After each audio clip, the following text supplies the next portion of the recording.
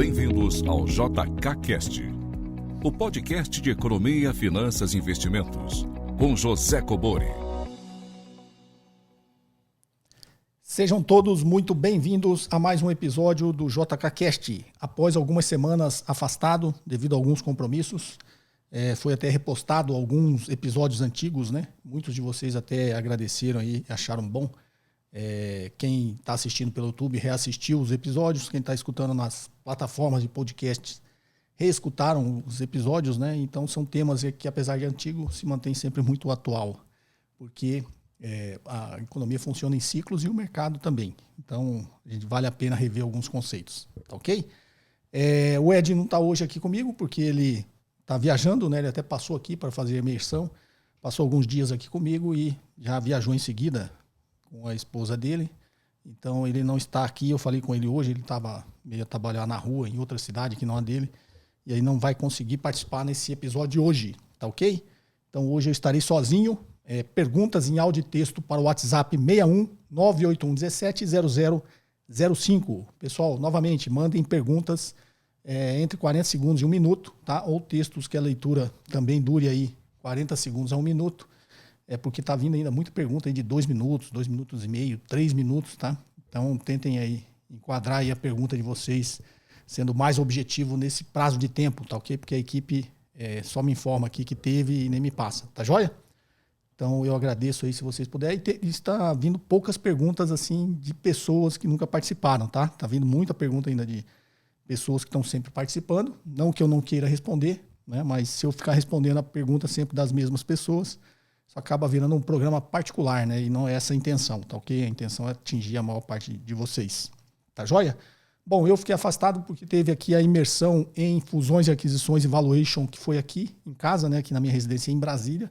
Quem participou gostou muito, né? Tinha uma quantidade limitada de pessoas, no máximo 20. Obviamente em casa cabe muito mais, mas só se for uma festa, né? Como era um treinamento.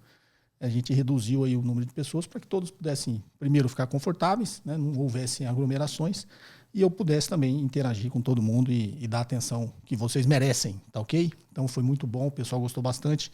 Quem acompanhou aí os posts, né, que foram feitos aí no Instagram, não sei se no YouTube foi feito os posts, mas no Instagram, no LinkedIn, né, foram colocadas aí algumas imagens, né, da nossa imersão. Foi bem legal, passamos 4 dias inteiros, né, juntos. E aí no último dia tivemos aí um almoço de confraternização e vocês aqui que participaram acabaram ficando aí até muito mais tarde em casa, né? Puderam tomar banho de piscina, pegar uma sauna, então foi bem legal a nossa confraternização no final, tá ok? Então para quem virá, eu não ia abrir uma turma, tá? Mas como tinha muitos de vocês que não conseguiram participar da primeira, pediram aí para abrir uma segunda turma, então tinha bastante gente aí na fila de espera. Eu já abri a segunda turma, estou anunciando aqui agora, a gente ainda não divulgou, tá? Eu estou mandando os e-mails, né? Minha equipe está mandando os e-mails para aqueles que já estavam ali na lista de espera e manifestaram, né, o interesse pelas redes sociais, pelo Instagram, pelo LinkedIn, tá ok? Aqui pelo YouTube também. Então a gente está enviando essa comunicação primeiro para as pessoas que manifestaram esse interesse. Então se você tiver interesse, mande uma mensagem, pode ser pelo YouTube, pelo LinkedIn, pelo Instagram, tá? Que a equipe entre em contato, novamente, um número reduzido para 20 pessoas, e vamos fazer aí uma nova edição da nossa imersão em fusões, aquisições e valuation. Tá ok, pessoal? Informações vai estar aqui na descrição deste vídeo. Vamos lá para a primeira pergunta. Me chamo Edmilson e sou da cidade de Castro, no Paraná. Gostaria muito de saber uma informação sobre essa instituição em Blue Banks Blockchain. Ele me falou assim de um rendimento que eles têm um histórico aí de mais de 100 meses aí, tipo mais de 7 anos no mercado, que dá entre 2% e 5%. Na verdade, o mínimo que ele deu lá foi 2,5%. Ele opera com criptomoedas, pelo jeito ele faz day trade com o teu dinheiro, mas você dá o dinheiro para ele e ele paga o juro paga o juro mensal. Só que você tem que avisar até o dia 25 de cada mês, para ele depositar na sua conta dia 5. Eu achei o rendimento interessante, né? Interessante, muitíssimo interessante. A média dele é muito boa. Mas só que não sei que segurança que a gente pode... Se você puder falar alguma coisa sobre isso, fico grato, tá bom? Sem citar o nome da instituição, acho que é melhor, né? Bem, Edmilson do Paraná. Edmilson, vamos lá, eu vou até ser bastante sucinto. Você pediu para não divulgar o nome da empresa, mas eu acho até que é uma boa informação, né, para todos vocês que acompanham essa empresa aí que você falou, Blue Banks Blockchain, né? Pessoal, entra no site da CVM e pega informação sobre a empresa, tá? Essas empresas que atuam assim, não tem autorização da CVM, né, para distribuir valores imobiliários ou fazer oferta pública do que quer que seja, de ações, de derivativos, de criptomoedas, tá? Precisa de uma autorização da CVM, não tem. Então entrem sempre no site da CVM quando vocês tiverem alguma dúvida, tá joia? Quando vocês passam para mim, que talvez não seja para tirar esse tipo de dúvida, né? Mas só para entender a lógica desse negócio, tá? Uma empresa que promete uma rentabilidade mensal de 2,5% a 5%, primeiro você tem que parar para pensar se isso é viável, né? Por que tem grandes fundos? O Brasil tem mais de 1 trilhão e 500 bilhões de reais que são investidos em fundos, tá? No Brasil. A grande maioria deles investindo em renda fixa, em títulos públicos federais, né? Com gestores extremamente qualificados, experientes, muito tempo de mercado, muito estudo, muito conhecimento, uma equipe grande de economistas por trás, de financistas, de analistas, né? Tentando aí ter rendimentos aí um pouquinho superiores que o CDI, né? Que vai dar 1% ao mês, né? Agora que a taxa de juros está em quase 12%. Se conseguir dar bastante, aí dá apenas 1% ao mês, quando a taxa de juros era 2%, né? A nossa taxa Selic, imagina que não dava quase nada por mês, com uma equipe enorme, gigantesca de pessoas extremamente qualificadas, tá? Por que você acha que vai aparecer alguém e vai dar rentabilidade de 2%, você falou no mínimo, né? Ele promete de 2,5% a 5%, vai dar uma rentabilidade no mínimo de 2,5% ao mês, garantido. É óbvio que isso não é verdade. Tomem cuidado com esse tipo de oferta, tá ok? Edmilson, não acredite nisso. Você acredita em Papai Noel, em duende, saci pererê?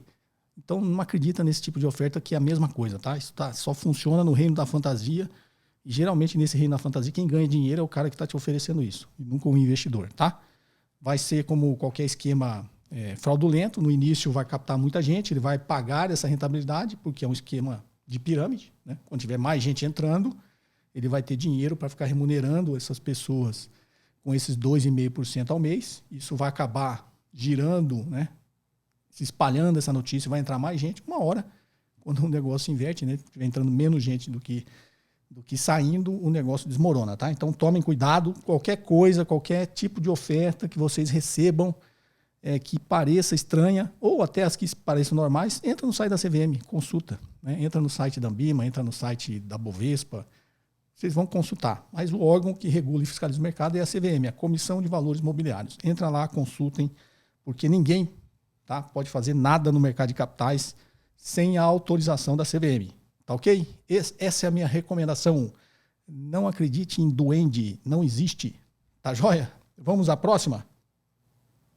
Bom dia, professor. Aqui é o Pedro de Campinas. Primeiramente, é uma satisfação sempre ouvir o senhor e ver a forma que o senhor consegue colocar todo o seu conhecimento de uma forma simplificada, né? Economia sem economês, de forma que todos os tipos de pessoas conseguem entender. Bom, a minha pergunta seria sobre o título, o T-Note de 10 anos, é o título público do Tesouro Americano, né? De 10 anos, e a yield dele. Seria, bom, uma pergunta mais abrangente. Ele é considerado aí um balizador do mercado de confiança e indexador também de uma série de contratos, né, de hipotecas.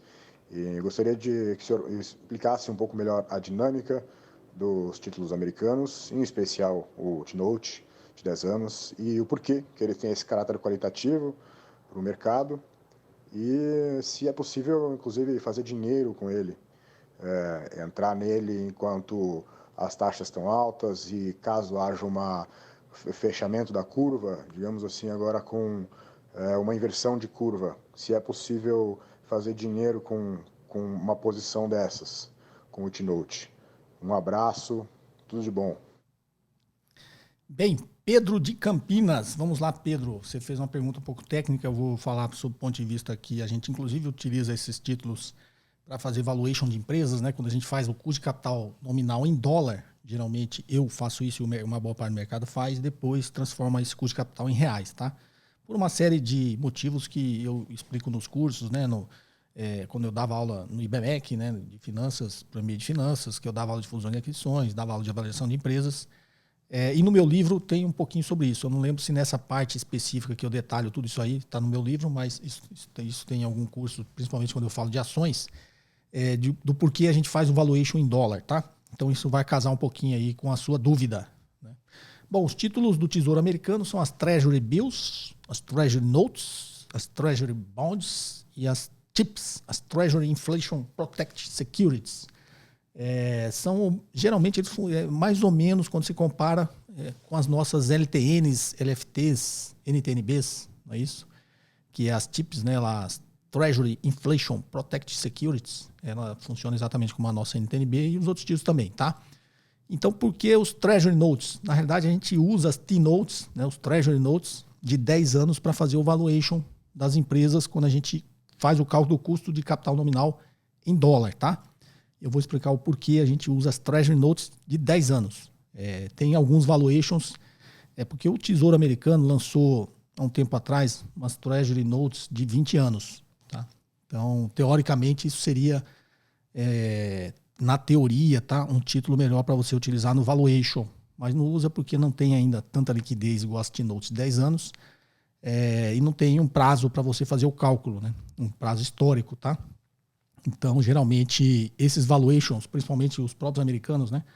Algumas empresas fazem o valuation com T-Notes de 20 anos, mas eles, na realidade, não é propriamente o T-Note de 20 anos. Eles fazem uma interpolação de taxa de juros para chegar no que seria uma T-Note de 20 anos, tá?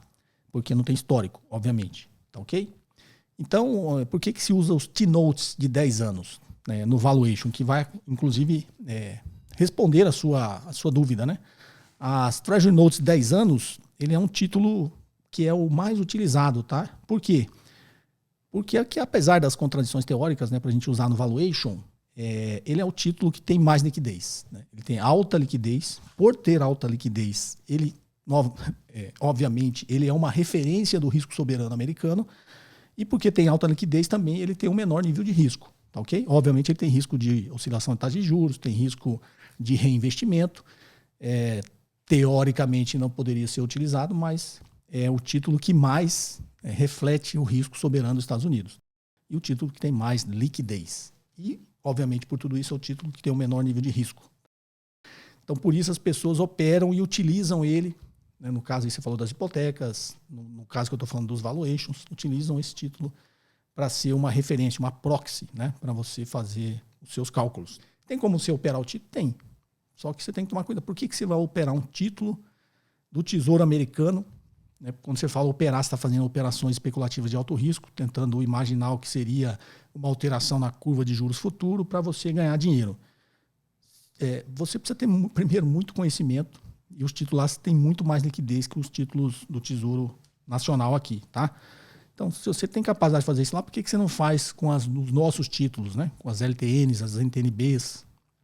LFT não, porque é muito pouca coisa, como é um posto fixado, vai ter ali só a parte ali do ágio e deságio, né? Então, geralmente as pessoas gostam de operar títulos pré-fixados, porque quando oscila a taxa de juros, mexe na curva de juros, né? Em qualquer ponto dos vértices dessa curva de juros, ele altera a precificação dos títulos pré-fixados. Novamente, eu sempre falo aqui, a taxa de juros, na fórmula de precificação desses títulos, está no denominador. Então, quando a taxa de juros oscila o preço do título. Títulos mais longos, como NTNBs, ele tem uma oscilação mais forte nos títulos de longo prazo e as pessoas gostam, para quem está no mercado no dia a dia, gosta de tentar operar esse título. Tá? Por que eu falo? Por que você vai operar lá se você pode operar aqui? Só se você for um americano e tiver muito mais conhecimento da economia americana. O que é muito difícil. Se você é brasileiro, mesmo que você mora nos Estados Unidos, teoricamente, né, você vai ter um conhecimento muito maior de como funciona a dinâmica da economia brasileira. Então, opera o título público aqui nosso, tipo federal aqui emitido pelo Tesouro Nacional. É a minha recomendação. Mas você pode operar as T-Notes de 10 anos nos Estados Unidos? Pode. Você pode usar o mesmo raciocínio que você faria com os títulos brasileiros aqui, tá? Qual que é a diferença? Você precisa conhecer e entender bem a dinâmica da economia americana, né, do Fed, do Banco Central Americano, das taxas, né, que o Fed manipula não, que determina, né, para você saber qual vai ser essa mudança na curva de juros e para você poder operar o título. Então, eu acho É muito difícil você conseguir fazer isso com as T-Notes melhor do que você faria com os títulos aqui do nosso Tesouro Brasileiro. Tá ok? Essa é a minha recomendação. Espero ter te ajudado. Vamos à próxima. Olá, professor, tudo bem? Aqui é o Luiz de São Paulo. Eu tenho uma panificadora e todos os seus exemplos de padaria, eles são praticamente super valorizados por mim porque se encaixam literalmente na minha realidade. Qual seria o meu problema? A questão é que eu não consigo ainda entender o meu próprio caixa. Eu tento ver vários vídeos do senhor, podcasts e tudo mais, que o senhor comenta muito sobre fluxo de caixa descontado, né? E eu fico anotando, ticando ali certos pontos que o senhor fala, como o capital de giro, o estoque, contas a receber, e vou tentando colocar isso na realidade desse caixa da minha panificadora. E eu gostaria de saber se o senhor poderia, pelo menos pela grande experiência que o senhor tem de empresas e tudo mais, me passar quais seriam os setores principais ali que eu teria que dividir ou separar porcentagens desse lucro bruto que eu tenho para não acabar, digamos assim, ficando naquele jogo de compro tem que comprar, arrumo o que tem que arrumar, pago o que tem que pagar e acabou.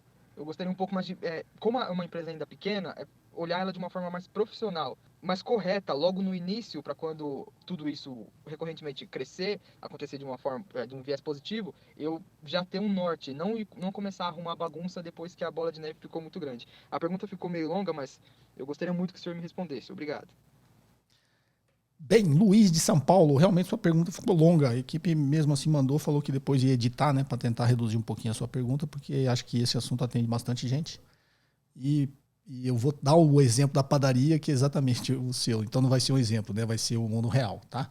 Por tudo que você falou aqui, acho que a sua preocupação quando você está fazendo fluxo de caixa descontado é separar o dinheiro, né, que você gerou de caixa na empresa, ou seja, gerou de lucro, né, aquele caixa que pode ser distribuído para os sócios, quanto daquele caixa você vai reter na empresa, né, para não ter que ficar, pelo que você falou, né, só paga conta, recebe conta, e você tenha dinheiro para fazer algo mais que não seja isso. Tá? Então, quando você olha o fluxo de caixa descontado, você tem o fluxo de caixa operacional e o fluxo de caixa de investimentos. Né? O fluxo de caixa operacional, como o próprio nome diz, é o que a operação gera de caixa, ou seja, comprei todos os meus produtos, né, farinha, eu dou sempre o exemplo da farinha porque é da padaria, óbvio que a padaria tem muito mais do que isso, né?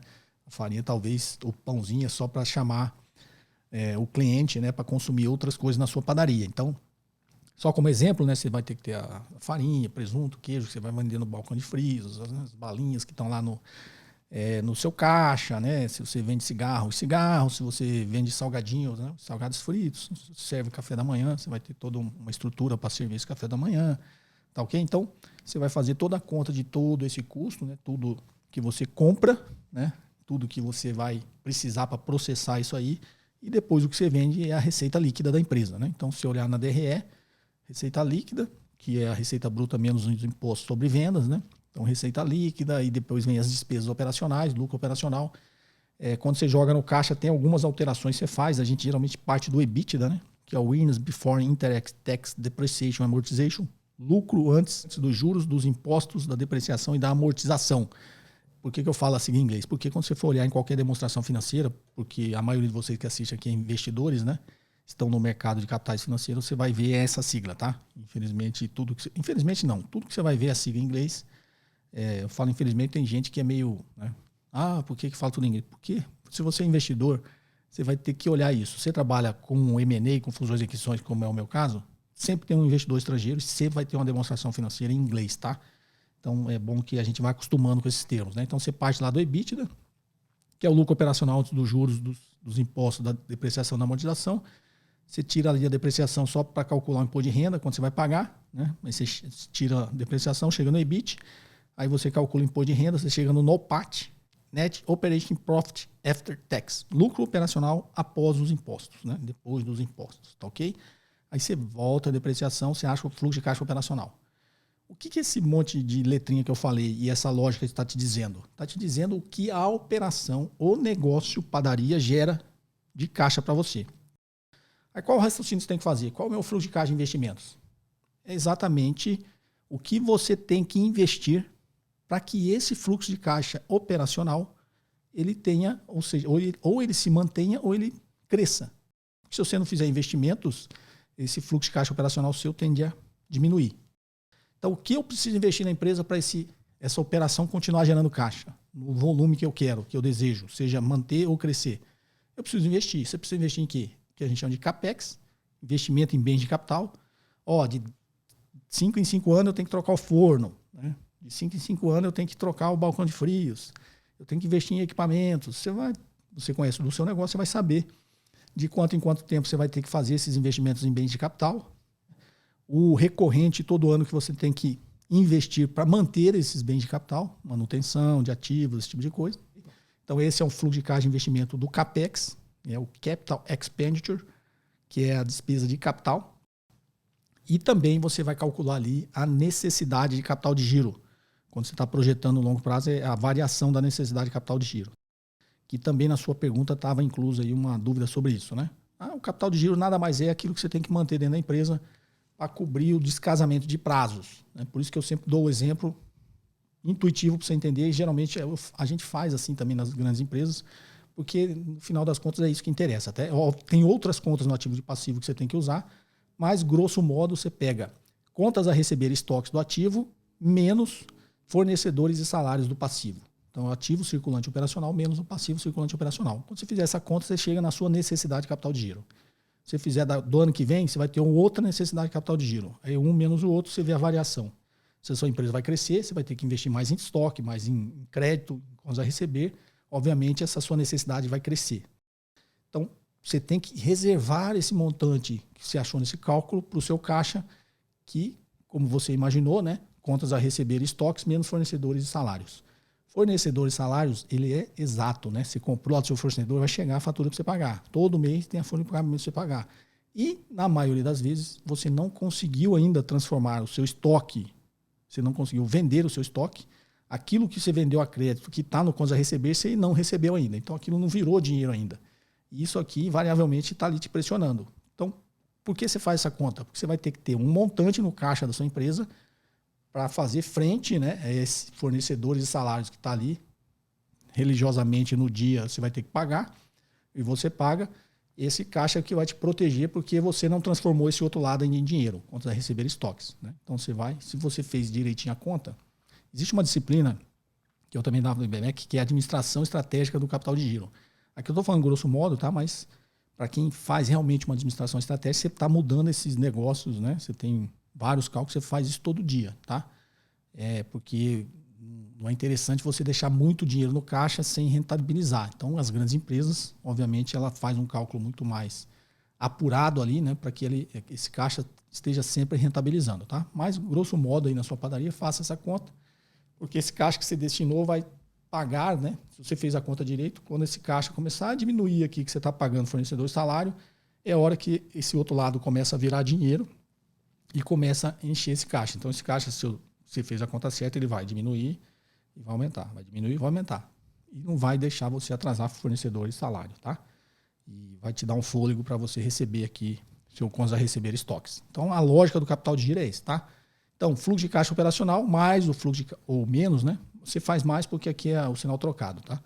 Então, eu gerei 100 mil no meu fluxo de caixa operacional. Se eu pegar esses 100 mil e tirar e levar embora como lucro, não vai ficar nada na empresa para eu reinvestir. Então, qual cálculo você tem que fazer desse fluxo de caixa de investimento? É exatamente, 100 mil.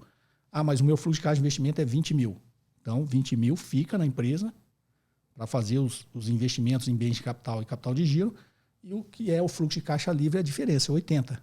Então, você tira 80 porque você já reservou uma parte do seu negócio ali para fazer o negócio continuar funcionando ou crescer, tá? Então, o fluxo de caixa, na realidade, é isso, tá? Eu acho simples, sempre eu tento passar aqui para vocês, talvez as pessoas não achem simples, mas é isso, né? Essa é a grande, que todo mundo, de alguma forma, talvez faça isso intuitivamente, né? Todo empresário, todo empreendedor, obviamente, deve fazer isso intuitivamente, né? Sem essas fórmulas que eu falei, sem essas nomenclaturas que eu falei, mas intuitivamente, né? Até porque vocês conhecem grandes empreendedores que ficaram muito ricos, que não têm a menor noção de finanças, mas faz isso intuitivamente. Tá joia? Então, essa seria talvez a resposta que você estava esperando. Espero que você tenha aproveitado, espero que muitos de vocês tenham aproveitado, não só essa, como todas as respostas aqui do nosso episódio. Ficou mais curto, porque só teve 3 perguntas aqui, que foram aproveitadas pela minha equipe, mas eu sempre faço questão de responder todas que me chegam, tá ok? Toque para me chegar tem que atender aqueles parâmetros que eu falei. 40 segundos a 1 minuto, apesar dessa última que ficou cumprida, mas a equipe achou que ela era válida e falou que ia editar para ela ficar um pouquinho mais curta. Locais silenciosos, tá ok? E se identificar, né? O nome e o local de onde você fala, porque chega muita pergunta também sem essa identificação, tá ok? Novamente, eu abri a segunda turma da imersão de fusões e aquisições Valuation, tá? Só cabem 20 pessoas, que é dada aqui na minha residência. Muitos de vocês estavam na lista de espera, devem receber aí o e-mail entre esses dias aqui, provavelmente na segunda, tá? Para vocês fazerem a inscrição. E caso sobrem algumas vagas, aí a gente distribui aí para toda a base, né, que eu tenho aí de pessoas que me seguem, que sempre interagem comigo, devem receber algum tipo de comunicação aí dessa imersão. Tá joia? Se você não receber é porque preencheu as vagas, das 20 vagas e não tem, mas podem fazer também uma lista de espera, podem mandar mensagem que eu coloco, não sei se vai ter outra turma, tá? Mas se for viável terá, porque eu gosto muito de dar aula. Tá joia, pessoal? Então, eu agradeço a atenção de todos, né? Esse episódio fica por aqui e eu vejo vocês no sábado que vem. Um forte abraço. Você ouviu mais um episódio de JK Cast, o podcast de economia, finanças e investimentos com José Cobori.